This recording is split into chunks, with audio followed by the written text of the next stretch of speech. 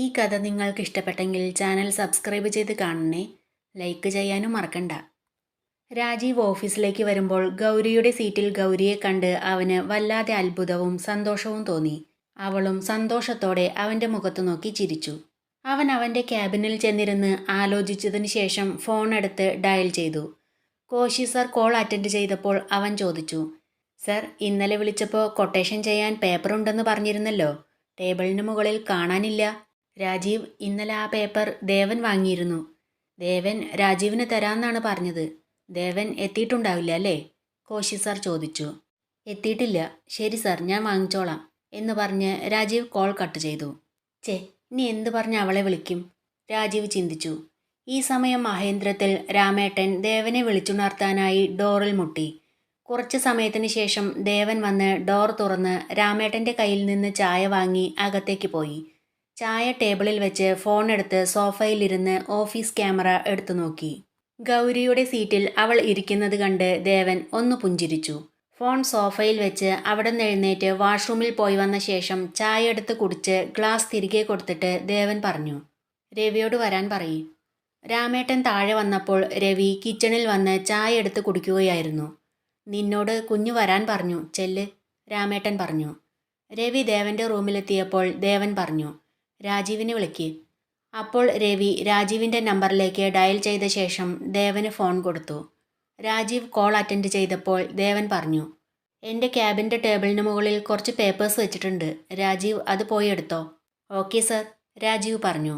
ഇന്നെനിക്ക് മറ്റൊരിടത്ത് പോകാനുണ്ട്. ഞാൻ ഓഫീസിലുണ്ടാകില്ല. രാജീവ് വേണ്ടതുപോലെ ചെയ്യേ, ദേവൻ പറഞ്ഞു. ഓക്കെ സർ എന്ന് പറഞ്ഞ് ഒന്ന് നിർത്തിയിട്ട് രാജീവ് ചോദിച്ചു, സർ, ഗൗരി?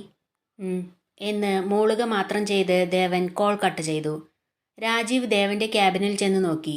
ടേബിളിന് മുകളിൽ കോശി സർ കൊടുത്ത പേപ്പേഴ്സും ഗൗരിയുടെ അപ്പോയിൻമെൻറ്റ് ലെറ്ററിൻ്റെ കോപ്പിയും ഇരിക്കുന്നുണ്ടായിരുന്നു. രാജീവ് അതെടുത്ത് ഒന്ന് പുഞ്ചിരിച്ചിട്ട് ചിന്തിച്ചു, രോഗി ഇച്ഛിച്ചതും പാല്, വൈദ്യൻ കൽപ്പിച്ചതും പാല്. ദൈവം എൻ്റെ കൂടെ നിൽക്കുന്നതെന്നാ തോന്നുന്നത്. എന്നിട്ട് അവിടെ നിന്ന് അവൻ്റെ ക്യാബിനിലേക്ക് പോയി. ക്യാബിനിലെത്തി രാജീവ് ഗൗരിയെ വിളിച്ചു.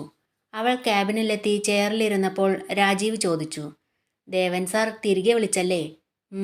അവൾ മൂളി. ഗൗരിയുടെ കയ്യിൽ ഫോണില്ലല്ലോ, പിന്നെ എങ്ങനെ? രാജീവ് ചോദിച്ചു. ദേവൻ സാർ ഇന്നലെ വീട്ടിൽ വന്നിരുന്നു, ഗൗരി പറഞ്ഞു. ദേവൻ സാർ വീട്ടിൽ വന്നോ? അപ്പോൾ സാറിന് ഗൗരിയുടെ ടാലൻറ്റ് നന്നായി മനസ്സിലായിട്ടുണ്ട്. ഇനി വലിയ പ്രശ്നങ്ങളൊന്നും ഉണ്ടാക്കാതെ ജോലി ചെയ്യാൻ നോക്ക്, രാജീവ് പറഞ്ഞു. ഞാൻ മനഃപൂർവ്വം പ്രശ്നങ്ങളൊന്നും ഉണ്ടാക്കുകയല്ലോ. എങ്ങനെയൊക്കെയോ ഞാൻ ചെയ്യുന്നതൊക്കെ പ്രശ്നങ്ങളാവുമല്ലേ. ഞാൻ കോശി സാറിനോട് ചോദിച്ച് സാറ് സമ്മതിച്ചിട്ടാ അത് ചെയ്തത്. കോശി സാർ ദേവൻ സാറിനോട് പറയാത്തതാ, ഗൗരി പറഞ്ഞു. എല്ലാ കാര്യങ്ങളും ശ്രദ്ധിച്ച് ചെയ്യ്. ഇതുപോലെ എന്തെങ്കിലുമൊക്കെ ചെയ്യുകയാണെങ്കിൽ അതിനു മുമ്പ് എന്നോടൊന്ന് പറയണം. ഞാനിവിടുത്തെ മാനേജറല്ലേ, ഞാനും കൂടി അറിയണ്ടേ കാര്യങ്ങൾ എന്നു പറഞ്ഞ് ആ പേപ്പേഴ്സ് ഗൗരിക്ക് നേരെ നീട്ടി. എന്നിട്ട് പറഞ്ഞു, കോശി സാറിനെ ഒന്ന് വിളിച്ചിട്ട് ചെയ്താൽ മതി. എന്ന് മോളി അവൾ ചെയറിൽ നിന്ന് എഴുന്നേറ്റു. ശരി, പൊയ്ക്കോ, രാജീവ് പറഞ്ഞു. അപ്പോൾ അവൾ അവിടുന്ന് പോയി. ദേവൻ ഓഫീസിൽ പോകാതെ സ്ഥിരമായി കാണാറുള്ള ഡോക്ടറുടെ അടുത്തേക്കാണ് പോയത്. ഡോക്ടർ ദേവൻ്റെ പ്രശ്നങ്ങളെല്ലാം കേട്ട് കഴിഞ്ഞ ശേഷം പറഞ്ഞു, മെൻ്റലി അപ്സെറ്റ് ആവുമ്പോൾ അങ്ങനെ ഉണ്ടാവുമെന്ന് പറഞ്ഞിരുന്നതാണല്ലോ. ദേവന് പെട്ടെന്നുണ്ടാകുന്ന ദേഷ്യം ഒന്ന് കൺട്രോൾ ചെയ്യാൻ കഴിഞ്ഞാൽ ഇത്തരം പ്രശ്നങ്ങൾ ഒരുവിധം ഒഴിവാക്കാൻ കഴിയും. ദേവൻ പ്രതീക്ഷിക്കാത്തതോ പ്രതീക്ഷയ്ക്ക് വിരുദ്ധമായോ കാര്യങ്ങൾ കാണുകയോ കേൾക്കുകയോ ചെയ്യുമ്പോൾ ആരിൽ നിന്നാണ് അതുണ്ടാകുന്നത്, അയാൾക്ക് നേരെ ദേവന് പെട്ടെന്നൊരു പക തോന്നുകയാണ്.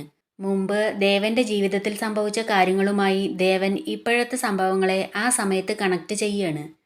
അന്നുണ്ടായ ആ സംഭവത്തിൽ തനിക്കൊന്നും ചെയ്യാൻ കഴിയാതെ പോയതിൻ്റെ ഒരു നിരാശ, അതാണ് ദേവൻ ഇപ്പോഴും മനസ്സിൽ പകയായി സൂക്ഷിക്കുന്നത്. ചെറിയൊരു കാര്യത്തിനു പോലും ഇത്രയും റിയാക്ട് ചെയ്യുന്നത് അതുകൊണ്ടാണ്. ഇത്തരം ഒരു സിറ്റുവേഷനിൽ എന്താണോ അപ്പ ചെയ്യാൻ ഉദ്ദേശിക്കുന്നത് അത് ചെയ്തു കഴിഞ്ഞാൽ, അല്ലെങ്കിൽ ആ ഒരു സിറ്റുവേഷനെ എങ്ങനെയെങ്കിലും ഒന്ന് തരണം ചെയ്തു കഴിഞ്ഞാൽ പിന്നെ ദേവൻ ഓക്കെയാണ് അല്ലേ? ഡോക്ടർ ചോദിച്ചു. ഈ ഒരവസ്ഥ മാറിക്കിട്ടാൻ ഞാൻ എന്താ ചെയ്യേണ്ടത് ഡോക്ടർ? ദേവൻ ചോദിച്ചു. ദേവൻ, താൻ 3 വർഷങ്ങൾക്ക് മുമ്പ് ഇവിടെ വരുമ്പോൾ ഈ ഒരവസ്ഥയല്ല, ഇതിലും ഭീകരമായ ഒരവസ്ഥയിലൂടെയാണ് കടന്നുപോയിക്കൊണ്ടിരുന്നത്. അതിൽ നിന്നെല്ലാം തരണം ചെയ്ത് ഇത്രത്തോളം എത്തിയില്ലേ? ഇനിയും മാറ്റം ഉണ്ടാകുമെന്ന് തന്നെ പ്രതീക്ഷിക്കാം. ഇതുപോലെയുള്ള ചെറിയ ദേഷ്യവും വാശിയും എല്ലാം അപ്പം തന്നെ തീരട്ടെ. അത് കഴിഞ്ഞാൽ അത് ചെയ്തത് തെറ്റായിപ്പോയെന്നും തിരുത്തണമെന്നും തോന്നുന്നുണ്ടല്ലോ.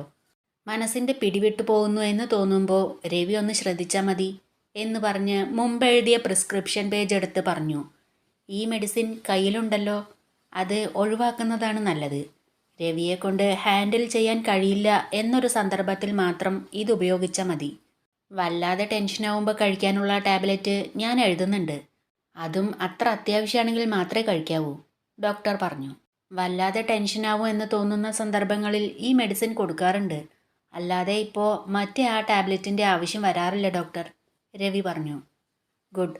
ദേവൻ ഇപ്പോൾ പഴയതിലും ഇമ്പ്രൂവ് ഉണ്ട്. ഇതിനെല്ലാം താൻ രവിയോട് കടപ്പെട്ടിരിക്കുന്നു. ഇവിടെ ആദ്യമായി വരുന്ന സമയത്ത് താൻ വല്ലാത്തൊരവസ്ഥയായിരുന്നു. ഇയാളെപ്പോലെ ഒരു ജോലിക്കാരനെ കിട്ടിയതാ തൻ്റെ ഇപ്പോഴത്തെ ഈ മാറ്റത്തിന് കാരണം, ഡോക്ടർ പറഞ്ഞു. ഇവൻ എൻ്റെ ജോലിക്കാരനല്ല ഡോക്ടർ എന്ന് പറഞ്ഞ് ദേവൻ രവിയെ ഒന്ന് നോക്കി. എന്നിട്ട് പറഞ്ഞു, ഇവൻ എൻ്റെ അനിയനാ. ഓക്കെ, ഇനി 2 മാസം കഴിഞ്ഞിട്ട് വന്നാൽ മതി, ഡോക്ടർ പറഞ്ഞു. ശരിയെന്ന് പറഞ്ഞ് അവർ അവിടെ നിന്നിറങ്ങി. വീട്ടിലേക്ക് വന്നുകൊണ്ടിരിക്കുമ്പോൾ ദേവൻ പറഞ്ഞു, എടാ രവി, ബിസിനസ്സിൻ്റെ ടെൻഷനും ജീവിതത്തിൻ്റെ ടെൻഷനും എല്ലാം മറന്ന് ഒന്ന് അടിച്ചു പൊളിക്കാൻ നമുക്ക് 2 ദിവസം ടൂർ പോയാലോ? ഓക്കെ സർ, ഞാൻ റെഡി. എന്നാൽ നേരെ വിട്ടാലോ? എവിടേക്കാണ് പോകുന്നേ? രവി ചോദിച്ചു. ഇപ്പം നേരെ വീട്ടിലേക്ക് വിട്ടോ. അവിടെ പോയി രാമേട്ടനെയും കൂട്ടിയിട്ട് പോകാം. രാമേട്ടനെയും കൂട്ടിയിട്ടോ? എന്നാൽ പിന്നെ അടിച്ചുപൊളിയാവില്ല, വല്ല തീർത്ഥാടനമാവും, രവി പറഞ്ഞു. എൻ്റെ കൂടെയോ? ആരോട് നമ്മൾ ഇവിടെ ഇല്ലെന്ന് പറയണ്ട. 2 ദിവസം ഓഫീസിൽ വരുന്നില്ലെന്ന് മാത്രം പറഞ്ഞാൽ മതി, ദേവൻ പറഞ്ഞു. അവർ നേരെ വീട്ടിലേക്ക് പോയി. ഓഫീസ് ടൈം കഴിഞ്ഞ് വീട്ടിലേക്ക് പോകുമ്പോൾ ഗൗരി ദീപയോട് ചോദിച്ചു, ഇന്ന് ദേവൻ സാർ ഓഫീസിൽ വന്നില്ലല്ലോ, മറ്റെവിടെയെങ്കിലും പോയിട്ടുണ്ടാവും, ദീപ പറഞ്ഞു. ചേച്ചി അഞ്ജലി മേഡത്തെ തല്ലിയത് ദേവൻ സാർ വന്നാൽ അഞ്ജലി മേഡം സാറിനോട് പറയില്ലേ? ഗൗരി ചോദിച്ചു. അതൊന്നും അവൾ പറയില്ല. അവൾ എന്നെ മാത്രമല്ലല്ലോ, ദേവനെയും പറഞ്ഞില്ലേ? ദീപ ചോദിച്ചു. എന്നാലും ചേച്ചിയെ ഞാൻ സമ്മതിച്ചു. ഒരാളെ അടിക്കാന്നൊക്കെ പറയുമ്പോൾ കുറച്ച് ധൈര്യമൊക്കെ വേണ്ടേ? ഗൗരി ചോദിച്ചു. അഭിമാനം ചോദ്യം ചെയ്യപ്പെടുമ്പോൾ ആരായാലും അടിച്ചു പോകും ഗൗരി, ദീപ പറഞ്ഞു. ചേച്ചി 2 കുഞ്ഞുങ്ങളെയും വെച്ച് തനിച്ചല്ലേ താമസിക്കുന്നത്? എന്നിട്ടും ഇത്രയും ധൈര്യം കിട്ടിയത് എവിടുന്നാ? ഗൗരി ചോദിച്ചു. ഞാനൊരിക്കൽ നിന്നേക്കാൾ പാവായിരുന്നു. എൻ്റെ ജീവിത സാഹചര്യങ്ങളാ എന്നെ ഇന്ന് കാണുന്ന ഞാനാക്കിയത്, ദീപ പറഞ്ഞു. അവർക്ക് പോകാനുള്ള ബസ് വന്നപ്പോൾ അവർ അതിൽ കയറിപ്പോയി. ബസ് ഇറങ്ങി വീട്ടിലേക്ക് നടക്കുമ്പോൾ ദീപ പറഞ്ഞത് ഗൗരി ചിന്തിച്ചു. ഞാനൊരിക്കൽ നിന്നേക്കാൾ പാവായിരുന്നു. എൻ്റെ ജീവിത സാഹചര്യമാണ് എന്നെ ഇന്ന് കാണുന്ന ഞാനാക്കിയത്. അതിനു മാത്രം എന്തായിരിക്കും ദീപ ചേച്ചിക്ക് സംഭവിച്ചത്? എന്തെങ്കിലും ചോദിച്ചു പോയാൽ സങ്കടം വന്നാലോ എന്ന് വിചാരിച്ചാണ് ചോദിക്കാത്തത്. ആരെങ്കിലും എന്തെങ്കിലും ചോദിച്ചാൽ അതിന് തക്ക മറുപടി കൊടുക്കാനുള്ള ധൈര്യം എനിക്കെന്താ കിട്ടാത്തത് മഹാദേവ? അങ്ങനെ ഓരോന്നും ചിന്തിച്ച് അവൾ വീട്ടിലേക്ക് നടന്നു. 2 ദിവസമായി ദേവൻ ഓഫീസിൽ വരാത്തതിൻ്റെ കാരണമറിയാതെ അഞ്ജലിയും നാൻസിയും പരസ്പരം ചർച്ച ചെയ്തുകൊണ്ടിരിക്കുകയായിരുന്നു. രവി മാത്രല്ല, രാമേട്ടൻ പോലും ഫോൺ എടുക്കുന്നില്ല. എന്തു പറ്റിയാവോ? ഇന്ന് വൈകുന്നേരം ഓഫീസിൽ നിന്നിറങ്ങിയ ദേവൻ്റെ വീട്ടിലൊന്ന് പോയി നോക്കണം, അഞ്ജലി പറഞ്ഞു. എന്താ കാരണമെന്ന് രവി രാജീവിനെ വിളിച്ച് പറഞ്ഞിട്ടുണ്ടാകും. എന്നാലും നമ്മളോട് പറയില്ല. ഇതുകൊണ്ടാ ദേവൻ്റെ നമ്പർ തരാൻ പറയുന്നത്. എന്നാൽ ദേവൻ തരില്ലല്ലോ, നാൻസി പറഞ്ഞു. ആ സമയത്ത് നാൻസിയുടെ വാട്സപ്പിൽ ഒരു മെസ്സേജ് വന്നു. ദേവൻ്റെ നമ്പറിൽ നിന്നാ എന്ന് പറഞ്ഞ് ആ നമ്പർ ഓപ്പൺ ചെയ്തു. I miss you Nancy.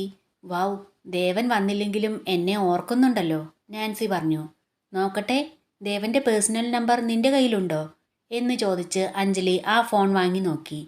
Personal നമ്പറിൽ നിന്നല്ല, രവി ഉപയോഗിക്കുന്ന ദേവൻ്റെ നമ്പറിൽ നിന്നാ, നാൻസി പറഞ്ഞു. അത് രവി എങ്ങാനും ആയിരിക്കും നിന്നെ പറ്റിക്കാൻ, അഞ്ജലി അസൂയയോടെ പറഞ്ഞു. രവി എന്തിനാ അങ്ങനെ ചെയ്യണം? രവിക്ക് അതിൻ്റെ ആവശ്യം എന്താ? ഇത് ദേവൻ തന്നെ ആയിരിക്കും എന്ന് പറഞ്ഞ് നാൻസി ആ നമ്പറിലേക്ക് കോൾ ചെയ്തു. ബിസിയാണ് എന്ന് പറഞ്ഞ് കോൾ കട്ടാക്കി. അഞ്ജലിക്ക് നാൻസിയോട് വല്ലാതെ അസൂയ തോന്നി. കുറച്ചു കഴിഞ്ഞ് നാൻസി പിന്നെയും വിളിച്ചു നോക്കി. വീണ്ടും ബിസി തന്നെയായിരുന്നു. വൈകുന്നേരം ഓഫീസിൽ നിന്നിറങ്ങി അഞ്ജലിയും നാൻസിയും അഞ്ജലിയുടെ സ്കൂട്ടറിൽ ദേവൻ്റെ വീടിന് മുന്നിലെത്തി. ഗേറ്റ് പൂട്ടിയിരിക്കുകയാണല്ലോ, നാൻസി പറഞ്ഞു. അതുവഴി വരുന്നുണ്ടായിരുന്ന ഒരാളോട് അഞ്ജലി ചോദിച്ചു. ഗേറ്റ് പൂട്ടിയിരിക്കുകയാണല്ലോ, ഇവിടെ ആരുമില്ലേ? 2 ദിവസമായി ഇവിടെ ആരുമില്ല, അയാൾ പറഞ്ഞു. എവിടെ പോയതാ അറിയോ? നാൻസി ചോദിച്ചു.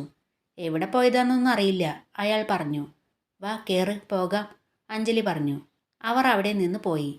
ശനിയാഴ്ച രാത്രി ഭക്ഷണം കഴിച്ചുകൊണ്ടിരിക്കുമ്പോൾ ശേഖരൻ രാജീവിനോട് ചോദിച്ചു, നാളെ നമ്മൾ ഗൗരിയുടെ വീട്ടിൽ ചെല്ലാന്ന് ആ കുട്ടിയോട് പറഞ്ഞിട്ടുണ്ടോ രാജീവ്? പറഞ്ഞിട്ടില്ല അച്ഛാ, രാജീവ് പറഞ്ഞു. ഇനി പോകുമ്പോൾ അവൾ അവിടെ ഇല്ലെങ്കിലോ? ശേഖരൻ ചോദിച്ചു.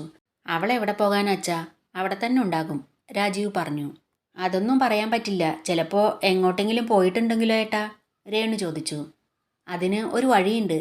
രാവിലെ അമ്പലത്തിൽ ചെന്നാൽ മതി, അവളെ കാണാൻ പറ്റും.